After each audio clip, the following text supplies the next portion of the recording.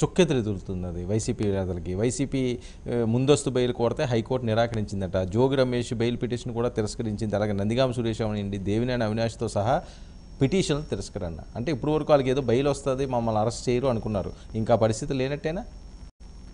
ఇంక ఇవన్నీ తప్పదండి. ఎవరు చేసిన కర్మ వారు అనుభవించక తప్పదన్నా, ఎప్పుడైనా తప్పదన్నా ఒక పాట ఉన్నట్టుగా ఎవరెవరు చేసినటువంటి పనులు ఆ రోజు టీడీపీ ప్రజాస్వామ్యంలో ఒక పెద్ద పార్టీ యొక్క కేంద్ర కార్యాలయం మీద దాడి చేయడం చాలా తీవ్రమైన విషయం. దానికి రకరకాల కారణాలు చెప్పి అయితే ఇప్పుడు కోర్టు ఒకప్పుడు కొంత బెయిల్ ఇచ్చి, కోర్టు ఏదో తమకు పర్మనెంట్గా రక్షణ ఎందుకు ఇస్తుందండి కోర్టు? ఇప్పుడు ఆ లేళ్ల అప్పిరెడ్డి తర్వాత జోగి రమేష్ ఏమో చంద్రబాబు ఇంటి మీదకి వెళ్ళాడు ఆయన అప్పుడు. ఇప్పుడేమో నేను ఏదో నిరసన తెలపడానికి వెళ్ళాను, నిశ్శబ్దంగా వెళ్తే ఇంత గొడవ ఎందుకు అవుతుంది? అప్పుడు ఆ రోజు వేరే, ఆ రోజున కూడా మనం స్టూడియోలో కూర్చొని జరిగిన దృశ్యాలన్నీ చూసాం కదా. కాబట్టి జోగి రమేష్ అయినా, నందిగం సురేష్ అయినా, లేళ్ల అప్పిరెడ్డి అయినా, ఇంకొక ఆయన ఉన్నాడు దేవినేని అవినాష్ అయినా, వీళ్ళందరూ కూడా కోర్టు చెప్పే ప్రకారం వీళ్ళు వెళ్లాల్సిందే తప్ప ఇంకోటి లేదు. వీళ్ళ మీద చర్య తీసుకోవడానికి పూర్తిగా అవకాశం ఉంది. పోలీసులు బహుశా ముందు విచారిస్తారు, విచారణ కోసం వాళ్ళు తీసుకుపోవడమో నోటీసులు ఇవ్వడం జరుగుతుంది. ఆ తర్వాత కోర్టులో ప్రొడ్యూస్ చేసుకొని వాళ్ళు అరెస్ట్ చేయలేరు. ముందే చేయండి అంటే ఇదంతా జరగకముందే చేయండి అని వీళ్ళు అడుగుతారు. కొంతవరకు ప్రొటెక్షన్ ఇస్తారు కానీ పర్మనెంట్ ప్రొటెక్షన్ ఎందుకు ఇస్తుంది కోర్టు?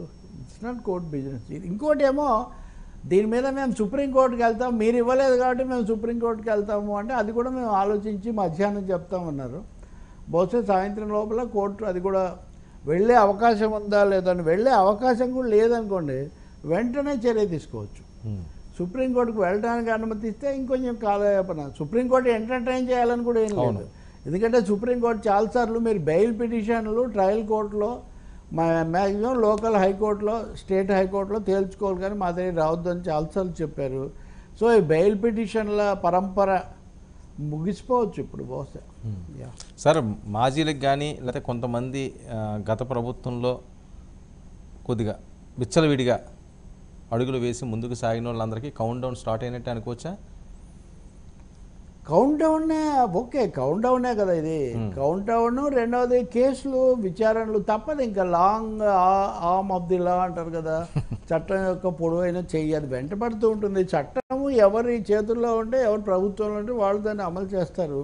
తప్పకుండా ఈ ఫిర్యాదులు అది వరకు కూడా ఉన్నాయి. వీటన్నిటికీ వాళ్ళు జవాబు చెప్పుకోక తప్పదు, న్యాయస్థానాలకు వెళ్ళి చెప్పాలి. మరి మీరు చంద్రబాబు నాయుడిని 4.5 ఏళ్ల చివరిలో మీరు అరెస్ట్ చేశారు కదా, మాజీ ముఖ్యమంత్రిని సీనియర్నే చేశారు. అటువంటిప్పుడు మిమ్మల్ని మటుకు ఎందుకు అన్నారు అంటే నువ్వు నేర్పిన విద్య నీరజాక్ష అని. అప్పుడు జగన్ ప్రభుత్వం ఏం చేసిందో ఖచ్చితంగా వీళ్ళు అదే చేస్తున్నారు. తెలుగుదేశాన్ని బాగా బలపరిచే ఒక పత్రికాధిపతి మొన్న ఆదివారం నాడే రాశారు.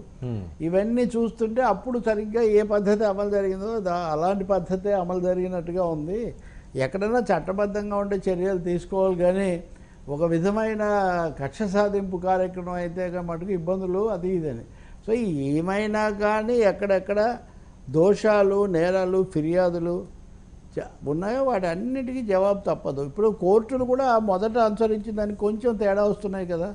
కోర్టులు కూడా ముందస్తు బెయిల్ ఇప్పుడు ఇవ్వడం లేదు. పైగా ఎన్నిసార్లు ఇస్తారు? రోజు మీరు ముందస్తు బెయిల్ కావాలని పోతుంటే ఇప్పుడు మీరు గుర్తుపెట్టుకోండి, తెలుగుదేశం హయాంలో కూడా ఆ మాజీ మంత్రులు, ఎమ్మెల్యేలు అందరు తర్వాత ఏదో ఒక దశలో అరెస్ట్ అయ్యారు. కొన్ని రోజులు ఉపశమనం వచ్చినా వాళ్ళు అరెస్ట్ అయ్యారు. మీరు సిఐడికి సమాధానం చెప్పడానికి కోర్టు చెప్పింది. కోర్టులన్నీ ఎప్పుడు హక్కులకు సంబంధించిన భంగం కలగకుండా కాపాడుతాయి కానీ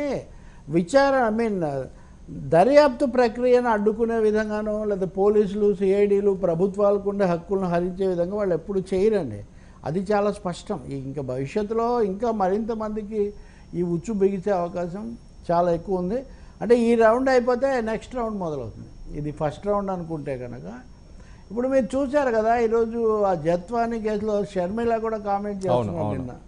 సో షర్మిల కూడా ఏమన్నారు, మీరు దీని మీద పెట్టిన జాగ్రత్త ఏదో ఉక్కు ఫ్యాక్టరీ మీద శ్రద్ధ పెట్టి ఉంటే బాగుండేది కదా అని. ఇప్పుడు జత్వాని కేసు లాంటివి అవన్నీ ఎందుకు తగిలించుకున్నారు? ఓకే, జత్వాని కేసులో చాలా మెటీరియల్ ఉంది, అప్పుడు వచ్చిన వార్తలు అవన్నీ ఉన్నాయి, అదంతా వేరే విషయం. అసలు ప్రభుత్వానికి ఏమీ సంబంధము? వీళ్ళు ఎందుకు అంత వెంటబడిపోయి ముంబైకి వెళ్ళి మరీ తీసుకొచ్చారు? ముంబైకి వెళ్ళారా వెళ్ళలేదని ఎవరు చెప్పలేదు ఇంతవరకు. ఒకవేళ ఫిర్యాదు వచ్చింది అనుకున్న ఆమె మీద, మనకే అది కూడా 23 డిసెంబర్ అంటే ఇంకా ఎన్నికలకు సిద్ధమవుతున్న సిద్ధమవుతుంటాయి. సమయం, ఫిబ్రవరిలో జరిగాయి ఇవన్నీ కూడా. అప్పుడు ఎన్ని సమస్యలు ఉన్నాయండి మనకు. కాబట్టి వాటన్నిటికీ ఇప్పుడు మూల్యం వాళ్ళు చెల్లించాల్సిందే. అందులో ఇంకా వీళ్ళు కూడా మరీ అంత అహింసా సూత్రాన్ని ఏం పాటించట్లేదు. రవి గారు నమస్తే సార్.